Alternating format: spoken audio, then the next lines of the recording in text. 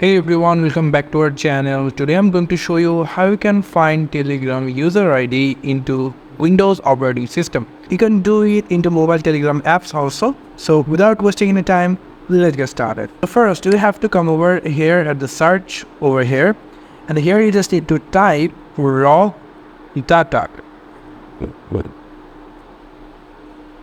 Raw data space keyboard.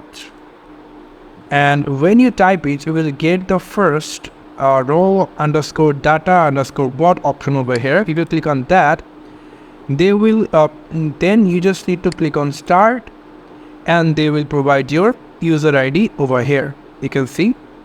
So this is how you can find Telegram user ID by using Windows Telegram apps, or you can use Android Telegram apps.